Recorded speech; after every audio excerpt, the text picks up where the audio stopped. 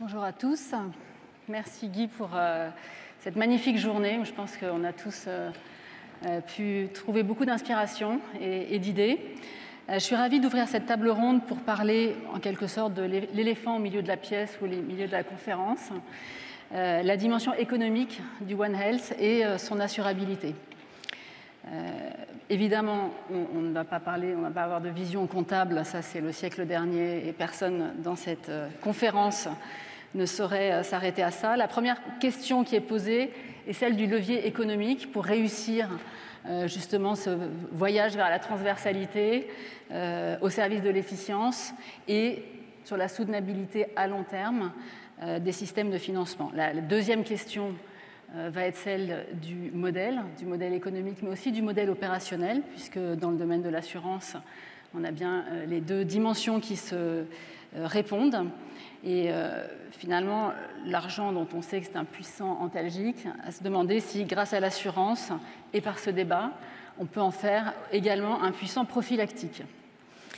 Pour y répondre, donc, on va avoir des regards croisés et je vous propose de commencer, professeur Atoun, par vous. Bonjour. Et commencer par une première question qui revient sur les recommandations que vous avez faites au G20 pour faire évoluer les modèles économiques dans le domaine de la santé, pour inclure la valeur dans la décision politique et dans le pilotage des systèmes. Vous avez très largement conseillé de d'abord reconnaître l'interdépendance économique entre la santé et l'économie globale, l'ensemble des dimensions économiques, ce qui a d'ailleurs été assez commenté aujourd'hui, d'investir beaucoup dans l'évaluation et dans l'utilisation de l'évaluation dans la décision des politiques de santé, et puis d'assurer une transparence de justement ces éléments d'évaluation, à la fois pour le public et à la fois pour les parlements de ces pays démocratiques. Ma première question est quel est votre niveau de confiance dans la mise en œuvre effective de ces changements de paradigme au sein des pays du G20 ? Merci, bonjour. Bonjour, Paris. Je suis désolée de ne pas pouvoir vous rejoindre à cause des restrictions liées au Covid-19. C'est une excellente question. Et Niels Bohr, le lauréat du prix Nobel, a dit que c'était des conditions difficiles. C'était difficile de trouver des réponses à cause de l'avenir. Et donc, je pense que ce n'est pas un luxe. Je pense que c'est quelque chose qui devra arriver, vu le choc qu'on a eu avec le Covid-19. Et pour être honnête, la plupart des systèmes de santé en Europe et de par le monde, aux États-Unis, en Amérique latine, ont vraiment échoué dans leur réponse avec des conséquences terribles pour la santé des citoyens, la santé économique et également la sécurité du public dans son ensemble. Pour aller de l'avant, il y aura besoin des 5 I ou des 5 yeux. Tout d'abord, donc des 5 I, intention, de passer de l'intention à l'action. Moins de paroles, plus de mise en œuvre. Tout d'abord, des approches intégrées avec les secteurs de la santé et les autres secteurs. Ensuite, inclusif, un partenariat inclusif avec le privé, le public et la société civile dans son ensemble, c'est-à-dire des réponses nationales. Ensuite, il faut investir dans la santé. Pendant trop longtemps, la santé a été considérée comme un coût, comme une dépense, et les conséquences ont été effroyables, comme nous avons pu le voir. Donc, il faut investir pour pouvoir voir les bénéfices que la santé peut apporter. Et ensuite, le 5e I, c'est l'innovation. Il faut de l'innovation à grande échelle, l'innovation qui peut monter rapidement à l'échelle nécessaire, être diffusée dans les systèmes pour être utile dès que ce sera nécessaire. Et pour que tout cela puisse se produire, et nous pourrons en parler davantage, il y a besoin d'un changement dans la logique institutionnelle. Il faut changer de manière de penser. Et vous avez confiance? Vous pensez qu'on va y réussir? Tout à fait. Ce n'est pas un luxe, comme je l'ai dit. Il n'y a pas de plan B. Thomas Fatome, les comptes de l'assurance maladie risquent d'être durablement dans le rouge. Donc au-delà de l'année présidentielle, finalement, ce qu'on a beaucoup commenté aujourd'hui, c'est que la dimension One Health, elle suppose une vision de long terme, une vision aussi d'investissement, et le professeur Atoun le mentionnait là. Est-ce qu'on ne risque pas, du fait de la tension économique, un repli sur cette logique de One Health? Moi, je crois que je suis plutôt confiant comme l'intervenant précédent. Je crois qu'il y a eu un certain nombre sans doute de prises de conscience, y compris d'ailleurs peut-être des régulateurs, de l'importance d'avoir des perspectives pluriannuelles. On y reviendra, je pense, d'investir dans la prévention, de donner de la visibilité aux acteurs, aussi pour accompagner des changements dans les organisations des soins. On a vu par exemple à quel point, dans la crise en France en tout cas, l'exercice coordonné, les maisons de santé, quand les libéraux entre eux étaient déjà organisés, c'était plus facile, moins compliqué de faire face au Covid ou d'organiser la vaccination. Et donc tout ce que nous pouvons faire pour accompagner cette organisation des soins, on va continuer à le faire. Donc il y aura évidemment des enjeux de soutenabilité, mais il ne faut pas se tromper de moment et il faut s'inscrire dans la durée pour accompagner, je crois, ces transformations. Et je crois qu'on a en effet une forme de consensus, sans doute, qui commençait déjà à s'établir avant la crise, mais qui s'établit encore plus fort sur l'enjeu de l'organisation des soins, l'enjeu de l'innovation, l'enjeu de la prévention. Et pour nous, en tout cas, on pense qu'on a les idées claires pour être au soutien de ces dispositions. Je ne l'oppose pas à une soutenabilité financière qu'il faudra aussi retrouver, mais ça doit se conjuguer. Et justement, dans cette dimension-là, l'expérimentation à grande échelle et le déploiement, que vous avez d'ailleurs mis en place avec les dispositions à article 51, est-ce que vous avez un premier retour d'expérience? Est-ce que voilà, ça va être une démarche qui va continuer? Et est-ce que ça va apporter la valeur attendue au système français? Je pense qu'honnêtement, on est sur la bonne voie. Avec ce qu'on appelle l'article 51, ces dispositifs d'expérimentation de nouveaux modes d'organisation et de tarification. On a ouvert beaucoup de sujets, vraiment beaucoup. Et si j'en prends un seul, c'est par exemple pour revenir toujours à cette organisation des soins de la médecine de ville, avoir des rémunérations soit alternatives au paiement à l'acte, soit complémentaires. Je pense qu'on est vraiment dans la logique One Health. Est-ce que ça donne de la plus-value? Est-ce que j'ai de la meilleure qualité?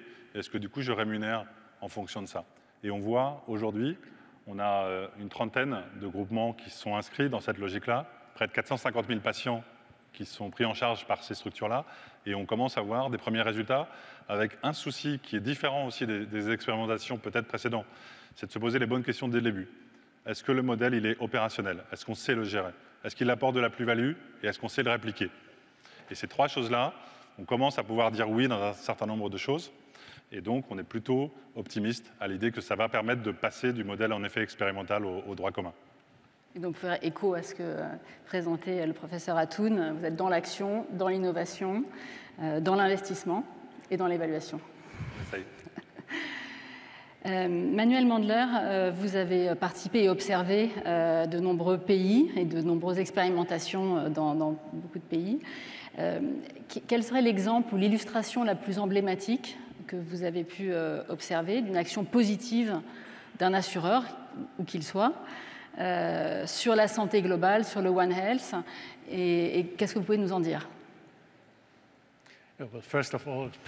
Tout d'abord, merci beaucoup de m'avoir invité à participer à cette discussion. Je suis également confiant, je suis optimiste, et je pense que le Covid-19 a eu un impact fort sur l'assurance et nous a demandé de repenser les choses. En termes de stratégie de remboursement, mais également en termes de One Health, de santé environnementale et de tous les points que nous avons abordés aujourd'hui. Je pense qu'il y a eu vraiment un changement de paradigme dans la manière de financer ces initiatives. Ceci étant dit, il faut amener de la valeur au système de santé. Dans la plupart des pays européens, et pour en revenir à votre question, de mon point de vue en tout cas, l'un des pionniers de One Health C'était Casa Permanente depuis les années 40 aux États-Unis, bien avant le système de santé global de Michael Porter. Ils ont développé un système intégré. Ils ont introduit des mesures de valeur pour les soins de santé, mais également pour considérer la situation des patients chez eux, l'environnement des patients, l'écologie du patient, et ils ont beaucoup investi dans la santé environnementale comme la santé du domicile. C'est un projet de grande ampleur aux États-Unis pour améliorer la santé dans le domicile également. Et ils ont également envoyé des médecins dans les régions les moins bien fournies. Donc je pense que c'est un premier point. En Europe, on apprend de plus en plus de ce type de soins intégrés. On l'a vu aux Pays-Bas, en Suède également. On a déjà une bonne base de soins intégrés, de systèmes de santé intégrés, des modèles comme par exemple des paiements basés sur la valeur entre systèmes de santé et mutuelles. L'assureur est aussi offreur de soins. Besides being insured? Alors,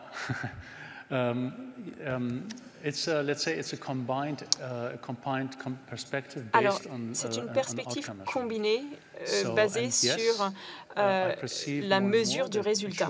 Et oui, on se rend compte de plus en plus que les assureurs veulent investir dans le soutien d'initiatives pour un meilleur système de santé.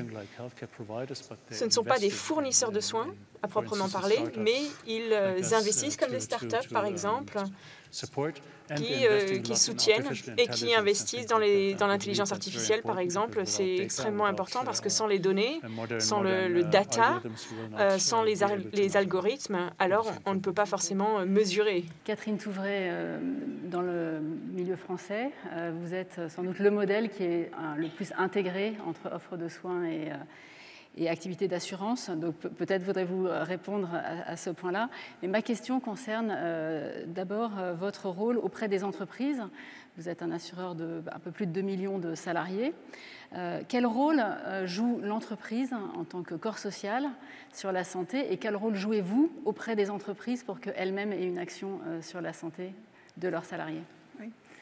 Depuis le début de l'après-midi, là, je me disais finalement que sur cette discussion One Health, Thomas Fatome, vous dirigez l'assurance maladie, et finalement, on a un enjeu de basculer vers l'extra-financier, comme les entreprises ont une comptabilité qui, en assurance, on aime bien les euros, on aime bien des dommages, on aime bien savoir les évaluer, et là, on bascule dans un autre monde, dans lequel c'est très difficile de mettre des euros, c'est quoi un bon état de santé, donc... voilà. Et malgré ça, on sait qu'il y a un lien entre des déterminants de santé, donc que ce soit l'alimentation, l'environnement, les conditions de travail, qui vont faire que dans les entreprises, on a des salariés qui ont déjà leurs propres problèmes. On a 20% des salariés qui sont atteints de maladies chroniques. On a l'absentéisme qui augmente de 1 point par an. Ça coûte plus de 100 milliards en France aujourd'hui. On a un autre chiffre, un tiers des salariés qui ont des problèmes personnels qui affectent leur capacité à travailler de façon, on va dire, entre guillemets, performante ou normale. Et donc, tout le sujet est de voir effectivement comment les entreprises vont s'organiser pour être à la fois un offreur de solutions à ces problèmes que les salariés amènent et, avec eux, et à la fois un offreur de solutions dans le sens où c'est un lieu dans lequel on est socialisé en fait. On appartient à un collectif, on le voit très bien par exemple dans le sport santé. C'est vrai de tous les changements de comportement. Pour démarrer, pour passer à l'action, il faut qu'il y ait un collectif qui crée les conditions de passer à l'action et l'entreprise est un lieu où on passe à l'action. Je parle du sport santé, mais il y a plein d'autres actions de prévention sur lesquelles on pourrait avoir ces mêmes types de discussions. Donc voilà, il y a un lieu qui est vraiment aujourd'hui central. C'est vrai qu'on n'en a pas du tout parlé aujourd'hui dans cette enceinte, mais l'entreprise joue un rôle important pour la santé des Français et des salariés. Donc, ensuite, le rôle qu'on joue à leur côté, Vous l'avez dit, effectivement, nous, on croit également au fait qu'être à la fois assureur et offreur de soins au sens large, c'est la bonne démarche. Et donc, dans ce contexte-là, ça nous permet, au-delà de la question de la protection sociale, la santé, la prévoyance, eh bien, d'être en capacité d'offrir ces actions de prévention, d'amener dans l'entreprise des actions de qualité de vie au travail, d'évaluation, parce que c'est très difficile de mettre des actions si on ne sait pas d'où on part, en matière de santé collective, on va dire. Et donc, le fait d'être un opérateur, par exemple, d'optique, ça permet de faire un certain nombre, on le voit très bien, hein, de corners, entre guillemets, éphémères qui permettent dans l'entreprise. Pour la vaccination aussi, on a une capacité ou le don du sang. On voit bien que quand on met ce genre de dispositif dans les entreprises, ça crée des accélérations. Et donc, nous, on est dans ce schéma-là aujourd'hui. Didier Bazocchi, vous avez été très longtemps assureur. Et vous êtes souvent exprimé sur l'étroitesse finalement du couloir d'action possible pour les assureurs santé, notamment dans le domaine de la prévention, et en particulier sur l'assurance individuelle. Pensez-vous que les temps changent et pensez-vous que les assureurs vont pouvoir inventer les modèles, et notamment les modèles économiques, qui leur permettent d'être acteurs du One Health, acteurs de la prévention à très grande échelle?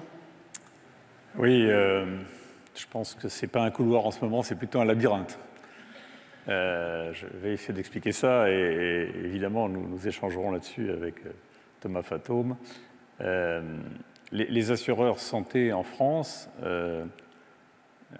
représentent environ 30 milliards de prestations. La Sécu en représente 170 millions, si j'ai bonne mémoire. Et en fait, nous prenons en charge ce qui n'est pas pris en charge à titre principal par la Sécu, c'est-à-dire des suppléments d'honoraires, des chambres particulières, etc., de l'optique, du dentaire. Au fond, nous sommes en quelque sorte le bouclier sanitaire nécessaire qui annule les effets de la nomenclature des actes telle que la Sécu l'a définie et telle qu'elle doit la définir, bien évidemment. Et c'est en ça que nous nous inscrivons en complémentarité. Si on focalise sur la prévention, je pense qu'on peut en avoir très rapidement deux approches. La première, c'est qu'il y a un certain nombre d'actes que nous prenons en charge, qui sont des actes de soins, mais qui sont en réalité des actes de prévention. Si je prends par exemple les coloscopies de prévention du cancer du côlon, bien évidemment, la Sécu les prend en charge au premier euro.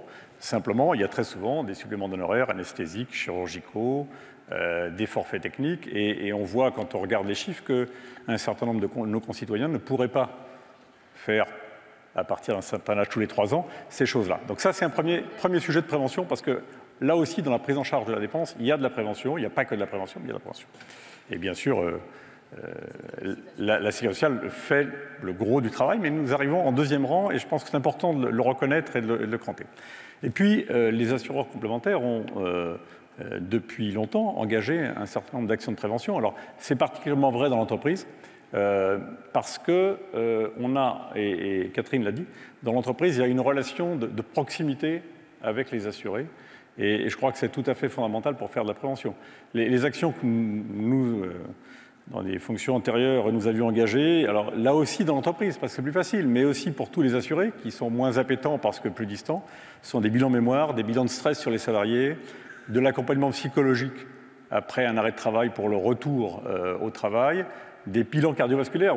J'ai en tête une expérience où on a détecté que dans des entreprises, 20% des salariés étaient en situation de risque cardiovasculaire non détecté. Et ça, ce sont des choses que les complémentaires font au quotidien. Ça ne se voit pas beaucoup, mais c'est dans l'action et dans le quotidien. Il est assez difficile d'en faire une évaluation globale parce que, comme vous le disiez tout à l'heure, on n'est pas dans le comptable, on est dans le qualitatif et ça se décrit, mais ça ne se mesure pas aisément. Alors, voilà. Donc, pour l'avenir, parce que vous m'avez posé la question de l'avenir, je crois, il y a vraiment un sujet, c'est que... Parce que je vous ai posé la question du modèle. En fait, est-ce que le contrat d'assurance tel qu'il est, est-ce que l'activité d'assurance, elle va supporter une extension des actions de prévention? Aujourd'hui, on voit, c'est assez clairsemé partout. Hein, on est face à cette difficulté de trouver un modèle, une soutenabilité économique au modèle de la prévention. C'est de plus en plus, c'est certes clairsemé, le clairsemé n'est, je crois, pas le mot qui convient. C'est surtout très divers. Et c'est naturellement très divers. parce que ça doit répondre à la prophylaxie des populations. Et ça a été dit d'ailleurs à une conférence précédente, selon qu'on est dans une région pauvre ou riche, on n'a pas du tout les mêmes préoccupations. C'est vrai aussi sur des portefeuilles. On a des portefeuilles qui ont des caractéristiques socio-professionnelles. Et donc nous adaptons évidemment nos actions de prévention, enfin, ils adaptent, parce que je ne suis plus assureur, leurs actions de prévention aux catégories socio-professionnelles. Et ça, je pense que les assureurs savent le faire. Moi, je crois qu'il est très important de considérer que la proximité des populations, qu'elles soient professionnelles ou qu'elles soient des portefeuilles d'assurés avec lesquels les assureurs et les mutuelles savent bien communiquer, est un élément déterminant à la fois de prévention primaire d'information, mais aussi de prévention secondaire et tertiaire, à condition que les assureurs aient accès aux données, ce qui n'est pas toujours le cas. On a un vrai sujet là-dessus, on pourra en reparler, et qu'ils aient un rôle clair sur ce qu'on attend d'eux. Et ça, c'est aussi un sujet qui est assez largement en débat, je pense qu'on pourra en reparler tout à l'heure. Alors justement, sur ce rôle clair, Catherine Touvray, vous avez embrassé le sujet pour justement définir le rôle que vous souhaitiez avoir, en allant au-delà du simple remboursement et en essayant de couvrir l'ensemble des déterminants de santé. Concrètement, comment est-ce que ça se traduit et quelle réalité ça peut représenter pour les personnes, les adhérents et les entreprises que vous couvrez? Oui, je vais prendre quelques exemples et je vais prendre quelques exemples aussi qui sont des exemples de partenariat avec l'assurance maladie, très actuels, par exemple sur des logiques de déploiement de mon espace santé, où on est en accompagnement local des populations. Ça peut être sur la complémentaire santé solidaire, où on a eu beaucoup de choses à faire en commun. Ça peut être vis-à-vis des étudiants. Donc là, c'est vraiment cette logique pour qu'une population, enfin pour que des individus s'engagent, il faut une capacité à parler de ce qui les intéresse eux, et donc cette logique d'adaptation de très grande dentelle finalement qui peut être portée. Donc ça, c'est un premier élément. Je ne reprends pas les exemples en entreprise volontairement. Et en ce qui concerne des offres ou des services, je pourrais citer des offres autour des évaluations de l'état de fatigue ou d'engagement de salariés dans une entreprise. Donc on a des produits qui aujourd'hui sont vendus aux entreprises et qui ne sont pas vendus dans le produit d'assurance, mais qui sont vendus sous forme d'honoraires, d'abonnements. Enfin, c'est de l'ingénierie sociale en fait qui n'est plus dans le contrat d'assurance, parce qu'aujourd'hui, effectivement, tout ne peut pas y rentrer. Et donc, nous, on a fait ce choix très clair d'être un opérateur de service à côté d'un acteur d'assurance. Et on espère que le plus rapidement possible, on saura faire les connexions entre les deux et trouver la plus-value d'ensemble. Mais on a fait ce choix-là, c'était le plus facile. Donc, ça peut être, donc, je l'ai dit, sur l'état d'engagement des salariés. Ça peut être l'action sociale. Aujourd'hui, les entreprises de plus de 250 salariés ont une obligation de mettre à disposition de leurs salariés une assistante sociale. Certaines ne le souhaitent pas le faire en interne, elles nous le délèguent par exemple. Donc c'est un abonnement, cette fois-ci annuel, que les entreprises payent. Ça peut être des logiques d'évaluation de bilan carbone, par exemple, avec des logiques de comment on s'engage mutuellement avec l'ADEME. On a des partenariats avec l'ADEME et des offres à destination des entreprises en la matière. Moi, je ne veux pas faire non plus la séquence pub, donc je vais arrêter sur les exemples. Mais voilà, quelques possibilités. Et il y a une évolution du modèle d'assurance tel que vous l'avez décrit. Ah oui, clairement, oui. Dans les évolutions de modèles et dans les très grands changements, Thomas Fatoum, on est à quelques semaines de l'ouverture de Mon Espace Santé. On a envie de dire l'espace numérique de santé, mais on dit Mon Espace Santé.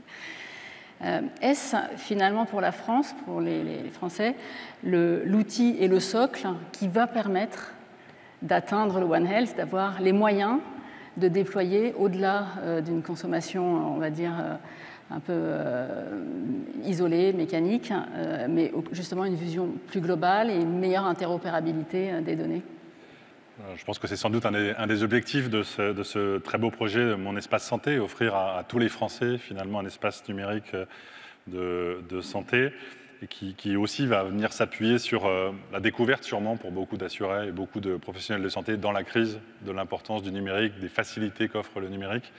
Et donc là-dessus, on veut vraiment essayer de capitaliser. On a 40 millions d'assurés qui ont maintenant un compte Amélie. On se dit qu'il n'y a pas de raison qu'ils ne s'acclimatent pas très vite à leur espace santé. On a, je crois, essayé, avec les équipes de la délégation du numérique en santé, du ministère, d'essayer d'avoir une feuille de route partagée, de la partager avec les industriels, de la partager avec les acteurs de santé, des hôpitaux, des libéraux. Et on a essayé de se dire comment on lève les obstacles et comment on apprend de nos échecs ou des limites qu'on a rencontrées. Et je crois qu'on va essayer de réussir en conjuguant au moins trois points forts. Un, arrêter de courir après l'ouverture des dossiers médicaux personnels. Aujourd'hui, début 2022, tout le monde va avoir un espace santé, sauf ceux qui vont s'opposer. Donc cette logique d'opt-out, elle est fondamentale pour la réussite du projet. Les professionnels vont plus avoir besoin de se demander si oui ou non la personne a un espace santé. En fait, la quasi-totalité, on peut espérer, vont avoir cet espace santé. Deuxième élément, c'est de réfléchir cet espace santé non pas comme un coffre-fort. Il va bien sûr être sécurisé, c'est fondamental pour que les gens aient confiance, mais il va être aussi dans une logique de dynamique, connecté à une messagerie sécurisée entre l'assuré et les professionnels de santé, connecté également à un agenda de santé, connecté aussi à un catalogue d'applications, et donc ouvert quelque part sur des usages, dès lors que l'assuré, le patient voudra bien le faire, ça sera à sa main, toujours dans des conditions de sécurité. Et puis aussi se dire qu'il faut, je dirais, surmonter le syndrome de la coquille vide.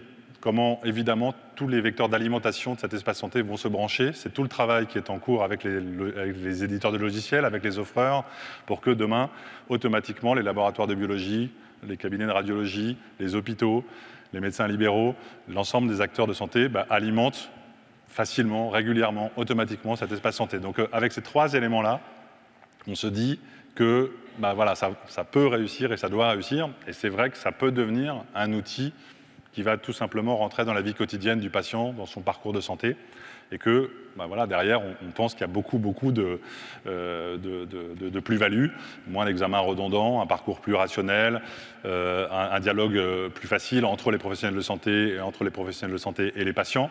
Donc oui, on mise beaucoup. Maintenant, on sait que c'est un long chemin, un gros chantier technique aussi, mais on est confiant, et en tout cas, on a essayé de réunir les ingrédients pour que ça marche. Et alors justement, si on s'arrête 2 minutes là-dessus, un des éléments qui est très fort dans ce projet, c'est justement la mobilisation que vous avez réussi à susciter auprès de l'ensemble des acteurs de la filière numérique, de l'ensemble des acteurs de la santé. Est-ce que l'ouverture qui est affichée aujourd'hui, elle est durable? Et juste pour préciser ma question, c'est des très gros investissements, je pense, pour l'État et pour l'assurance maladie, que vous pouvez peut-être nous donner. 2 milliards d'euros sur la table. Voilà, 2 milliards d'euros, c'est un peu. Même si avec la crise Covid, les milliards d'euros, on est un peu plus détendu, mais néanmoins. Mais pour les acteurs qui vont investir, également, c'est des sommes importantes.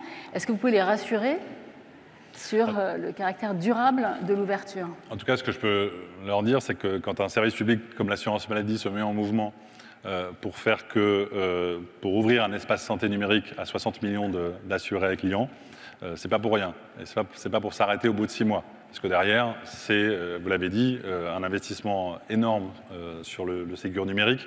C'est un investissement ici énorme, c'est des supports, c'est des plateformes téléphoniques, c'est un engagement, c'est un accompagnement des professionnels qu'on va faire aussi.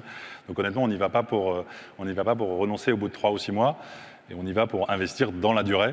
Vous parliez d'investissement, de donner de la visibilité, etc. C'est vraiment un des vecteurs majeurs de cette transformation du système de santé. Donc je peux en tout cas témoigner de notre volonté d'inscrire ça dans la durée. Catherine Touvray, on a parlé tout à l'heure des données. Les données suscitent beaucoup d'émotions, on va dire, les données de santé. S'agissant de ce sujet et s'agissant de la mobilisation aussi des mutuelles et des assureurs dans ce domaine, qu'est-ce qu'on peut dire pour rassurer finalement sur cette dimension-là? Ce que j'ai envie de partager, c'est le fait que c'est un sujet absolument stratégique. Je vais prendre un exemple. On a beaucoup parlé de Naval Group ces derniers temps. Malheureusement, quand Naval Group confie les données de ses salariés, soit des données de salaire en prévoyance, soit des données de remboursement en complémentaire santé, on imagine bien que la question de la sécurité des données, des conditions d'hébergement et de traitement est absolument centrale. Donc ça pose la question d'être certifié hébergeur de données de santé, etc. Donc de la localisation Donc voilà, je pense qu'il y a un sujet de souveraineté autour de ça et les assureurs français et européens ont, je pense, des obligations au moins morales et souvent contractuelles à respecter pour être sécurisés par rapport à tous ces enjeux, encore une fois, de souveraineté. Donc ça, c'est une première dimension. Et puis la deuxième, c'est celle de la compréhension par les assurés de ce qui se passe. Et donc la question de chartes d'éthique, de conférences de consensus pour être au clair sur ce qu'on veut, ce qu'on peut. On parlait de consentement tout à l'heure à certains, enfin à l'espace numérique de santé ou à tout ce qu'on peut offrir comme service grâce aux données. Évidemment, la question du consentement et donc de la sécurité dans laquelle se sentent les assurés est absolument essentielle. Donc voilà. En Allemagne, les données de santé suscitent aussi beaucoup d'émotions. Vous avez, enfin, le pays a créé un cadre réglementaire pour l'utilisation des données de santé. Est-ce que vous pouvez nous raconter rapidement, parce que malheureusement le temps tourne, la façon dont ce sujet est pris? Well, in general, let me shortly describe this Digital Healthcare Act, because this is something. Décrire très rapidement ces soins, ce côté santé numérique qui est un passage très important pour One Health et aussi pour l'utilisation des données de santé. Bien entendu, c'est important, ça pose beaucoup de questions, l'utilisation des données de santé, mais ça amène à utiliser des données sociales des assurances et prestataires de santé pour permettre d'avoir des parcours santé cohérents, et tout ceci doit être combiné avec des données factuelles. Par exemple, il faut démontrer les résultats pour les patients, les bons traitements médicaux, etc. Et j'ai le sentiment que c'est un système très ambitieux et visionnaire qui va ouvrir énormément de possibilités pour tous. Ça suscite des discussions, effectivement, mais c'est une chose nécessaire, c'est ce qu'on vient de voir. C'est un nouveau type de coopération entre les prestataires de soins de santé et les plateformes comme Mon Espace Santé ou d'autres. Et ça permet d'établir aussi des registres éprouvés. Donc,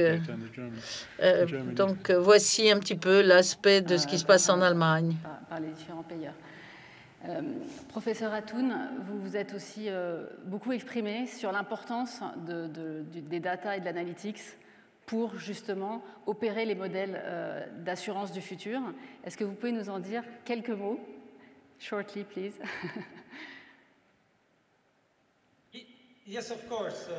Bien entendu. J'aimerais reprendre ce qu'ont dit Thomas, Manuel, Catherine, Didier et reprendre ce qu'ils ont dit. Effectivement, Mon Espace Santé pourrait vraiment changer les choses. Les assurances doivent changer leur logique institutionnelle. Ils sont les gardiens de trois actifs essentiels, les données, deuxièmement l'argent et troisièmement les bénéficiaires, le capital humain. Mais ils n'utilisent pas ces actifs de manière stratégique. Les assurances payent, sont des payeurs passifs, mais qui payent pour des mauvaises choses. Ils payent pour des soins, pour prendre en charge les maladies. Mais ils ne récompensent pas les gens quand ils sont en bonne santé. Ensuite, leur lien avec leurs bénéficiaires est basé sur la transaction. Ils ne s'impliquent pas assez dans ces actifs si importants. Et ils considèrent les épisodes de soins comme des activités, des intrants, plutôt que comme des réalisations. Mais ils peuvent modifier leur raison d'être en utilisant les données en impliquant les bénéficiaires et en utilisant leur position pour passer de payeurs passifs à des acheteurs du système de santé. En plus, ils peuvent modifier le modèle de paiement, le modèle de travail en ne payant plus pour des activités, mais pour une valeur, en récompensant la valeur.